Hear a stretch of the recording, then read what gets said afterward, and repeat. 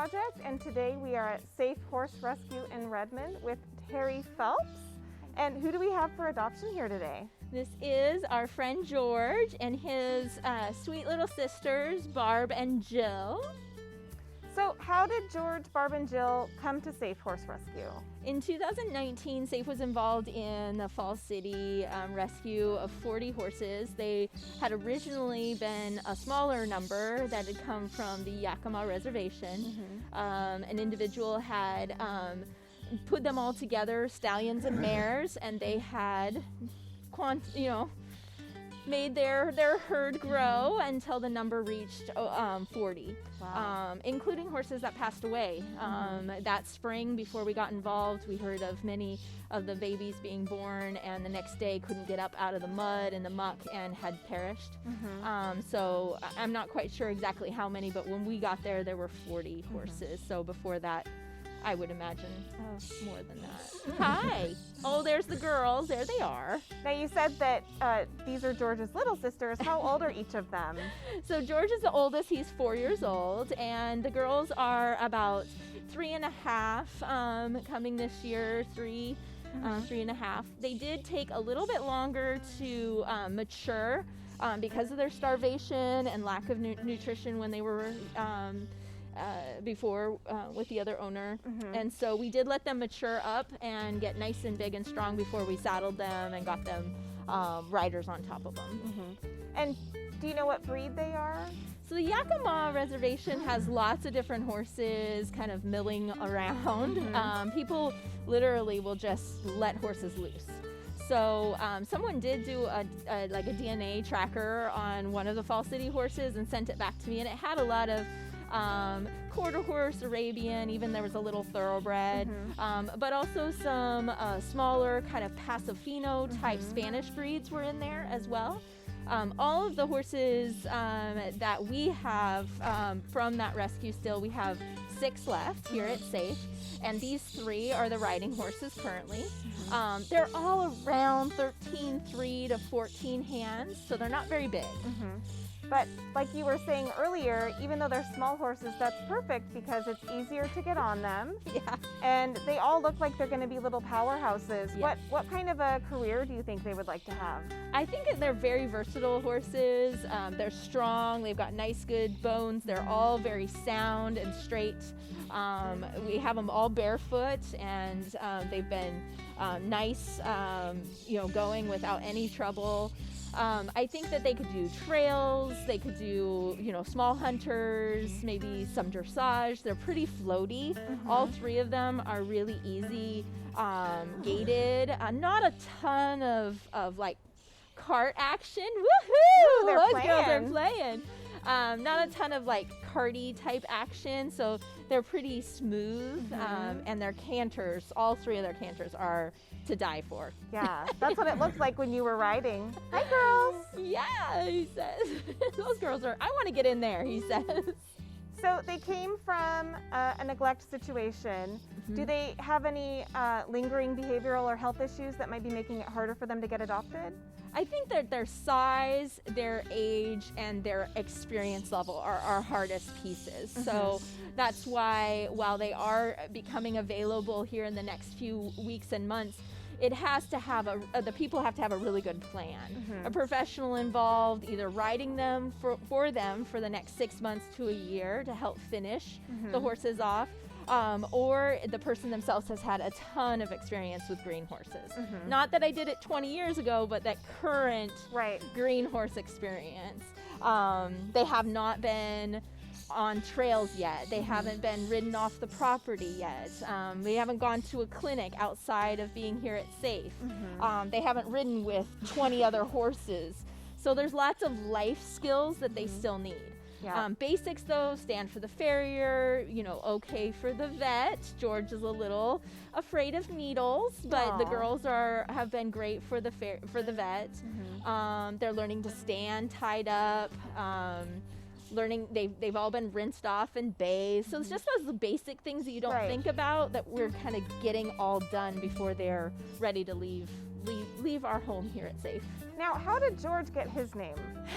Well, in the herd, he was the first one to kind of come up and say, hey, what do you got there? What are you doing? So I was like, oh, you're so curious, George. So that and the yellow man, you know, the hat and stuff. He's got that pretty color. Little monkey.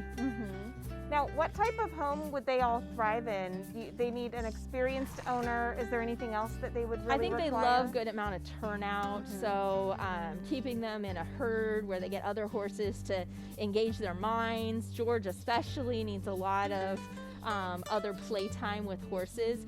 He is kind of silly with some horses. He tries to kind of be the boss, and so it's important that he has a good leader in his life.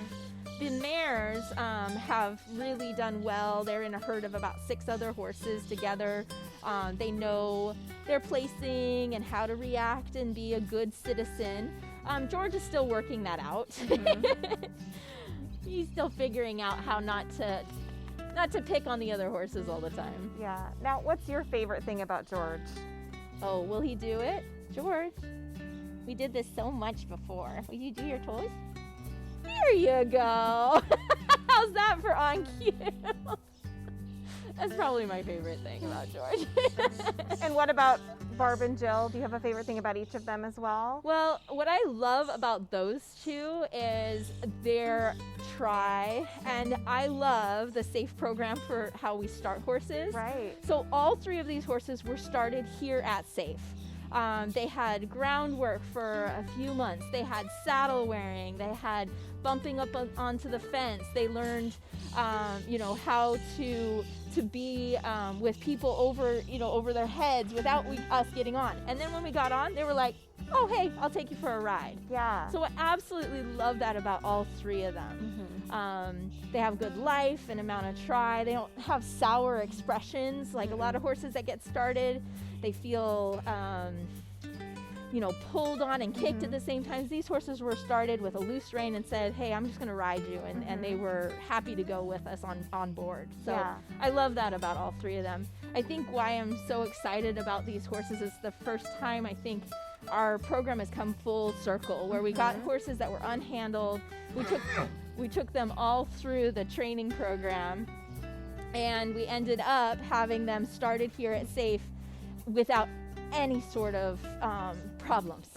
If anything, it was so easy. We were like, this is how it's supposed to be, right? We see so many troubled horses, and I do love helping the rehabilitation of horses that have maybe been thrown out by people in the past, tried in difficult rides, and it didn't work out. But these guys, they didn't have that baggage. Right. So when we started them, it was just like a blank slate. It was so nice to feel that when you know what you're supposed to feel, what's the right thing. Right. A 2-year-old getting, you know, a saddle put on for the first time versus something that maybe is 15 to 20 years old who never was ridden before. And they all have such a solid foundation that when we were doing the photo session, a lot of the time you want a horse to, you know, really perk up and put their ears up, and nothing was phasing George. Yep. He was like, I'm just gonna hang out and chill. Nothing's really upsetting me. You know, we often get like those photos with your ears are perked and the horse is like this. Yeah. They're ready to take off, right? Like their eyes and they're spooked up. I want the horse with its cocked foot and its head to the side going, hey ladies, how you doing? Yep, and that seems to sum up George. Yeah, when we get on him, we've just ridden him, so we put this round pen out here to start working on opening up into the big arena, and he's only 3 times now been out in the big area opened up, and I was ready to take him outside. I was like, he's not going to go anywhere. He's just chill and relaxed, and he knows that, I mean, as he gets bothered by something, I have the tools and the foundation to say, hey, come back and be with me. And he's like, oh yeah, I'm right here with you. Yeah, well, and when you said his age, I was surprised because he did seem so so solid and just almost unflappable and just ready to just follow whatever it was that you were saying. There's a lot of support that's still going on while I'm up there, but those foundational things are going to carry on and keep them, all three of them, in a lifetime of safety. So our training program is about setting the horses up so that wherever they go, for however long they're gone, with those person doing trails or whatever they want to do, the people are going to have this foundation that they can settle back on. The one rein, you know, if things get bothered, bending him down, he's going to know that. He's going to always, when I relax and say, hey, just stop, and he comes down on a feel, that's in there. So when he starts to get bothered and I say, hey, we're not doing anything, he goes, oh, right. Right with you. So he's getting there. Wonderful. So what are those goofballs doing back there? if somebody sees this segment and they think that they might have the right highly experienced home for George, Barb, or Jill, how do they reach out to Save? So our website, each of them have a personal page on their website, so you can look at their personal stories, information about each of them, closer photos and that. And then we have an application online that helps us understand what people are looking for. And we do a phone interview that gets us prepared and ready for someone to come out and meet the horses. And they can come and ride, bring their trainer, bring their friends, come a few times. We like dating horses, so visit them as multiple times as you can before we all make a good decision for what's matching to you and for the horse. And then we do site reference checks. It takes about 2 weeks from the time somebody comes out and says, that's the horse, and we say, this is your horse, this is awesome, for them to then be able to take them home. Wonderful. And do you have any special COVID precautions? Just that the horses are only available with a plan, like these horses, with a plan for continued training. So, you know, if somebody just sends me a request because they think George is a really pretty color, but they haven't ridden green horses and they don't know how to train an unstarted horse from the beginning, that's probably not an interview we'll probably take up during COVID times. Right. I'd love everybody to come meet the horses, just do a tour, but we are still waiting for our community to get a little bit farther along with this pandemic. Yeah, absolutely.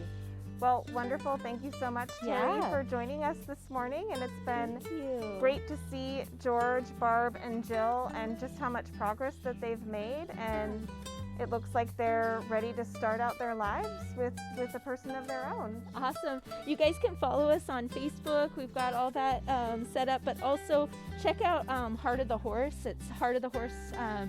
It's on our website that has our auction. It's happening on May 15th. It opens up for online bidding, but the live event where George will probably be a star is on May 22nd. And that'll be, Heart of the Horse makes up for about 20% of the annual income that we need in order to do what we've done with these horses, to give them the amount of time with no deadlines that they have to get out of here, right? That they can stay as long as needed until the right people show up and to get the right training. So, And normally Heart of the Horse is a big in-person event, but because of the pandemic, you've had to pivot and go to an online format, but that's almost more exciting for those that maybe they live a little bit further away, because that means that everybody can participate from home and see all of the wonderful work that you guys do. Yeah, I always thought that I wish everybody could enjoy Heart.